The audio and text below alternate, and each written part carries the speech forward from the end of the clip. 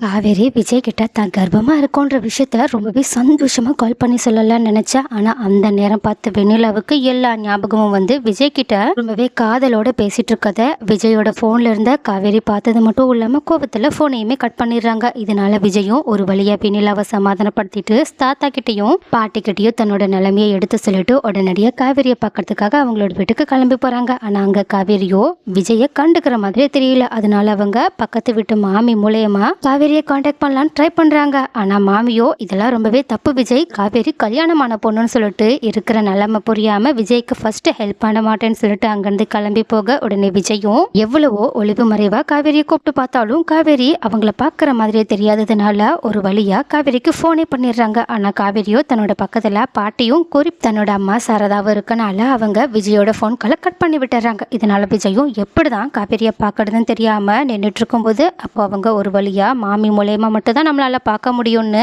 மாமியை எப்படியோ மண்டைய கழுவி காவேரியை சந்திச்சு பேச சொல்லி சொன்னது மட்டும் இல்லாம அவங்க மாமி வீட்லயே காவேரி கிட்ட பேசுறதுக்காக வெயிட் பண்ணிட்டு இருக்க ஒரு வழியா காவேரியுமே அங்க வந்துடுறாங்க. சோ காய்ஸ், காவேரி விஜய் கிட்ட தான் கர்ப்பமா இருக்கும்ன்ற சந்தோஷமான விஷயத்த இப்ப சொல்லுவாங்களா, அப்படி இல்லைன்னா வெண்ணிலாவுக்கு ஞாபகம் வந்துருச்சு. சோ இந்த விஷயம் கொஞ்சம் முடிவடையட்டும், அதுக்கப்புறமா நம்ம கர்ப்பத்தை பத்தி விஜய் கிட்ட சந்தோஷமா சொல்லலாம்னு சொல்லிட்டு காவேரி இந்த கர்ப்பத்தை விஜய் கிட்ட இருந்து மறைப்பாங்களா, ஒருவேளை விஜய்க்கு மட்டும் தான் அப்பாவாக போறோன்ற விஷயம் மட்டும் தெரிய வந்துருச்சுன்னா அதுக்கப்புறமா விஜயோட மனநிலைமை எப்படி இருக்கும், அவங்க சந்தோஷத்துல என்னெல்லாம் பண்ணுவாங்க, அடுத்து என்னென்னலாம் நடக்கும்னு நீங்க நினைக்கிறீங்கன்ற எல்லா விஷயத்தையுமே கமெண்ட்ல சொல்லுங்க. அண்ட் ஆல்சோ வெண்ணிலவை வேற ராகினி காவிரிக்கு எதிராக திருப்பி விடணும்னு சொல்லிட்டு பின்னாடி மிகப்பெரிய பிளானை போட்டுட்டு இருக்காங்க. ஸோ அவங்களோட பிளான் நிறைவேறுமா, அப்படி இல்லைன்னா காவேரியும் வெண்ணிலாவும் ஒரு சுமூகமான முடிவுக்கு வருவாங்களா, அடுத்து வெண்ணிலாவோட லைஃப் என்ன ஆக போகுது, அவங்க வில்லியா மாற போறாங்களா என்ன, உங்களோட கருத்துக்கள் இதுல என்னன்றதையுமே கமெண்ட்ல சொல்லிருங்க.